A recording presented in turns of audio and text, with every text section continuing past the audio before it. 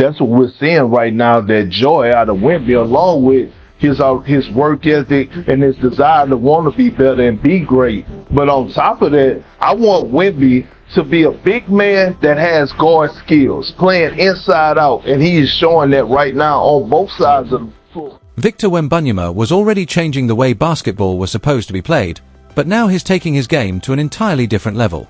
He's not just an unbelievable 7-footer anymore, he's getting stronger, more physical, and more dominant with every season. The combination of his size, length, skill, and athleticism is becoming almost impossible to defend. Wembanyama can protect the rim, handle the ball, shoot from deep, and finish over defenders with ease. What was once considered a rare physical advantage is quickly becoming a nightmare matchup for the entire league. The scary part? He's still developing. If this is what Wemby looks like while he's still adding strength and refining his game, the NBA may have a much bigger problem on its hands than anyone expected. Look out, pump fake, Wembanyama! Jamming it! Nasty pump fake. At 7 feet 5 inches and around 245 pounds, Victor Wembanyama has become the problem the NBA hoped would take years to fully develop, and he arrived much sooner than expected. His first 2 seasons were already historic, but now the scary part is how quickly he has started matching the production of some of basketball's greatest legends. During his rookie season, Wemby delivered one of the most ridiculous performances imaginable against Toronto, finishing with 27 points, 15 rebounds, 10 blocks, and 5 assists. That put him in incredibly rare company alongside legends like Kareem Abdul-Jabbar, Hakeem Olajuwon, Ralph Sampson, and David Robinson as the only rookies to record at least 25 points, 15 rebounds, 10 blocks, and 5 assists in a game. But even that wasn't the most impressive part. Wembanyama became the first rookie since blocks and assists were officially tracked to record separate triple-doubles featuring both assists and blocks. And when you look deeper into his rookie numbers, things get even crazier. Pau Gasol was the last rookie to finish a season with at least 150 assists and 150 blocks, doing it back in 2002. Wemby reached those numbers in just 48 games, with only David Robinson getting there faster as a rookie. He also became the first player in NBA history to record a triple-double featuring blocks while also knocking down multiple three-pointers in the same game. Then he added another ridiculous milestone by becoming the first player ever to record at least 75 made threes, 150 assists, and 150 blocks in a single season. And somehow, he did all of it in just 48 games. His sophomore season only made the hype even more legitimate. Wembanyama averaged 24.3 points, 11 rebounds, 3.7 assists, and a league-leading 3.8 blocks per game across just 46 games. His three-point shooting improved to 35.2% while attempting nearly 9 threes per game, showing that he wasn't simply a rim protector who occasionally stepped outside. Even while missing almost half the season, he still finished first in the NBA in total blocks with 176, comfortably ahead of Brook Lopez's 148. And when you zoom out to his first 100 NBA games, the numbers become almost impossible to comprehend. 2,278 points, 1,053 rebounds, 366 blocks, and 225 made three-pointers. Those 2,278 points rank among the most by any player through their first 100 games in the modern era. When you compare Wembanyama's early production to the legends who came before him, it becomes clear that we're not simply watching a talented young player develop. We're watching a player who is already producing numbers that belong in the history books, and is only getting started. Taken out of his hands by Trey Jones. Running the floor. Jeremy lobs it up. Victor throws it down. He's already scored more points through his first 100 games than legends like LeBron James, Kevin Durant, and Carmelo Anthony, while also blocking more shots than defensive icons such as Shaquille O'Neal, Dike Mutombo, and Hakeem Olajuwon. So imagine combining the offensive skill of Kevin Durant with the rim protection of Mutombo or Olajuwon. That combination used to sound impossible, but Victor Wembanyama is turning it into reality.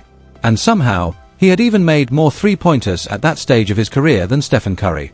Just let that sink in. A player standing over 7 feet tall was already producing perimeter numbers that rival one of the greatest shooters ever. But Wemby wasn't finished evolving, either. His listed height was updated to 7 feet 4 inches barefoot, meaning he's playing at roughly 7 feet 5 inches in sneakers, giving him an almost ridiculous physical presence on the court. Yet height was never really the biggest question surrounding him. Everyone knew what he could do with that frame. The real concern was whether he could handle the physical demands of the NBA, the contact, the strength, and the constant battle against bigger, stronger opponents. This off-season, Wembanyama made that weakness a priority. He added strength, worked with legends like Hakeem Olajuwon and Kevin Garnett, spent countless hours in the weight room, and completely changed his approach to nutrition. The transformation became obvious during a Spurs pre-season scrimmage when Wemby attacked the basket, absorbed contact from Luke Kornet, and still powered through for a massive two-handed dunk. Kornet, a 7-footer himself, was knocked backward by the impact, providing a glimpse of just how much stronger Wembanyama had become. Now he wants to use his strength, too. And if his physical development continues alongside the rapid evolution of his game, the NBA could be looking at an entirely different level of Victor Wembanyama this season. He's going to pass that ball out to the corner. There you go. Getting Victor Wembanyama to this point has taken far more than simply adding muscle. His entire training program has been designed around the unique demands of a 7 feet 5 inches frame, especially after his massive growth spurt forced him to completely rethink how he moved, trained, and recovered. When he entered the NBA, there were legitimate concerns about whether his body could handle the physical demands of the league, but he answered most of those questions during his first 2 seasons. Then came an unexpected setback: deep vein thrombosis. At just 21 years old, with his entire career ahead of him, Wembanyama was suddenly dealing with a serious health challenge that had nothing to do with basketball. Instead of letting it define him, he used the experience as motivation to completely reset his approach. By the time training camp arrived, Wemby was already talking about how much more controlled his movements felt and how dramatically his conditioning had improved. He even described his summer training as something he believed was on a world-class level. And the work behind those words was intense. One of his most brutal workouts involved defending every player in the gym one after another, with virtually no rest. While his teammates recovered between repetitions, Wembanyama had to keep defending, sprinting, and repeating the process over and over. He described the goal as doing something more physical and demanding because he wanted to rebuild his body. That mindset becomes even more significant considering what he had gone through earlier in the year. After spending time dealing with the blood clot issue and the uncertainty surrounding his health, Wembanyama needed more than just physical rehabilitation. He needed to regain confidence in his own body. Part of that journey took him far away from basketball. In China and Japan, he explored different cultures and trained at a Shaolin temple, practicing meditation and martial arts focused on balance, breathing, discipline, and body control. The goal wasn't to bring kung fu moves onto an NBA court. It was about reconnecting with his body and learning to move in ways that felt completely different from traditional basketball training. Once he was ready to return to competitive work, Wembanyama joined teammate Harrison Barnes in Los Angeles and began working with skill coach Noel LaRoche using a training philosophy known as the constraints-led approach. Instead of repeating scripted drills, the method puts players into constantly changing, game-like situations where they have to react and solve problems in real time. Every movement, decision, and response changes depending on what the defender does. For a player with Wembanyama's size, reach, coordination, and versatility, that unpredictability could become a massive advantage. The goal isn't simply to memorize plays, it's to develop. The most impressive part of his development isn't any individual drill, it's his discipline. Coaches and trainers consistently point to the same quality: Wembanyama works relentlessly. Early mornings, late nights, and frequent 2-a-day sessions have become normal for him. His workload is something most players would struggle to maintain consistently, yet Wemby continues to push through it. And now that training camp is underway, that commitment is becoming impossible for the rest of the Spurs to ignore. The league already knew Wembanyama was talented. What it may not have fully understood was just how seriously he was willing to work to turn that talent into something even more terrifying. Spurs newcomer Lindy Waters III summed it up perfectly. At such a young age, it's incredible to watch Wembanyama demand excellence from himself and everyone around him. He doesn't just ask his teammates to work harder, he sets the example first, and that makes everyone else want to raise their own standards.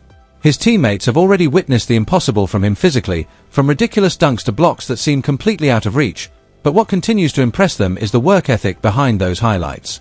Wembanyama is quickly becoming the standard inside the Spurs locker room. He's made it clear that defense is non-negotiable, regardless of a player's role or status, and that everyone will be held accountable. After everything he went through this off-season, that mindset means even more. Wembanyama understands that his health will always be something he has to manage carefully, especially after dealing with a blood clot issue at such a young age, so he's focusing on everything he can control and pushing himself as far as possible. And judging by his first pre-season appearance, the results are already showing. Against the Guangzhou Long Lions, Wembanyama looked like a completely different player, finishing with 9 points, 10 rebounds, 7 assists, and 3 blocks in just 16 minutes. But the numbers weren't even the most important part. What stood out was the way he played. Wembanyama looked less like a traditional center and more like a massive wing who could create offense from anywhere. He handled the ball, attacked off the dribble, pushed the pace, initiated pick and rolls, and created opportunities for teammates by drawing defenders toward him. His game is beginning to resemble a unique combination of size and perimeter skill, with shades of Kevin Durant in the way he can create rather than simply operate around the basket. And perhaps the biggest change was his decision-making. Wembanyama wasn't forcing shots or immediately searching for highlight plays. Instead, he was making the extra pass, relocating after giving up the ball, spacing the floor, and trusting his teammates. He attempted only one three-pointer, showing that he may be moving away from simply taking every available jumper and toward a more complete offensive role.